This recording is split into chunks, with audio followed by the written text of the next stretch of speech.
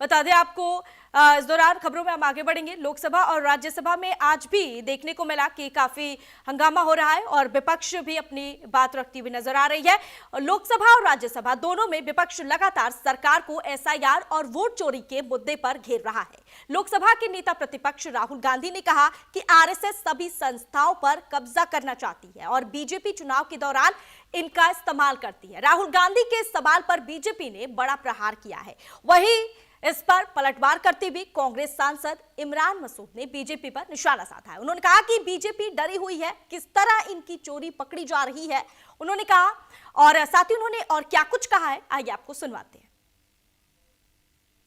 Party के लोकसभा सांसद इमरान मसूद इस वक्त मेरे साथ हैं। इमरान जी, पहला सवाल यही है कि एक बड़ा मुद्दा एसआईआर का जो आप लंबे समय से आपकी पार्टी उठाती आई, सरकार को घेरते आए हैं आप लोग, उस पर कल चर्चा हुई। आपके नेता ने 28 मिनट का भाषण दिया, लेकिन उन्होंने कई सवाल पूछे। अब बीजेपी ये कह रही है कि राहुल गांधी घिसी पिटी स्पीच लेके आते हैं और वही आके वो संसद में बोलते हैं। तथ्यों के साथ राहुल गांधी और कांग्रेस पार्टी जो है वो बात करना पसंद नहीं करती।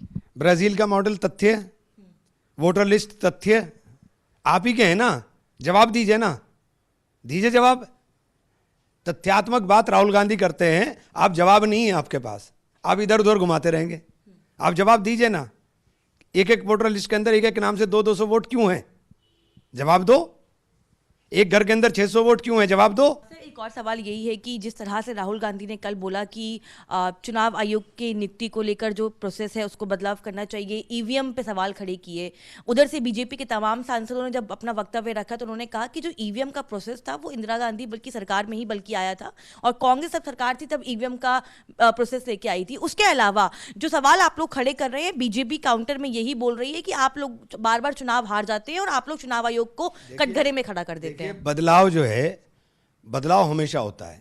जब ईवीएम का इन्वेंशन हुआ सबने उसको एक्सेप्ट किया था, जर्मनी ने भी किया था, अमेरिका ने भी किया था, जापान ने भी किया था, नीदरलैंड ने भी किया था, बहुत सारे कंट्रीज ने किया था, लेकिन सब ने उसको रिजेक्ट कर दिया। अब ये रिजेक्ट करने का समय था, आप कर नहीं रहे हो, चूँकि ये हैक होती है, दिखाई दे रहा है इसका हैक हो रही है।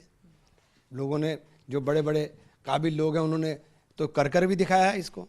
तो ये बातें जो है ना, इन बातों का कोई मतलब नहीं है।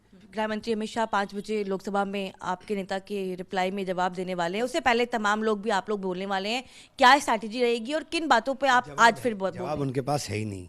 आप देख लीजिएगा, इधर की बात करेंगे, नेहरू जी की बात करेंगे, इंदिरा जी की बात करेंगे, राहुल जी की बात करेंगे, बस यही बात करेंगे, इसके अलावा कुछ नहीं करेंगे। एक और सवाल है, पार्लियामेंट का सत्र चल रहा है, राहुल गांधी 15 तारीख से बाहर जा रहे हैं। बीजेपी कह रही है कि हर बार का ये हो गया है कि संसद का सत्र महत्वपूर्ण चल रहा होता है और राहुल गांधी जो है विदेशी दौरे पे निकल जाते हैं। पर्यटन विभाग का ऐसा लगता है कि जिम्मेदारी राहुल गांधी संभाली हुई है। तो प्रधानमंत्री जी क्या करते हैं, कितने दौरे हैं प्रधानमंत्री जी के, वो भी गिन लें, और उन दौरों से मिलता क्या है वो भी बता दें, कि उन दौरों से हमें मिला क्या है वो भी पता चल जाए ना। तो बताइए तो देश को, माय डियर फ्रेंड ने क्या दिया था आपको,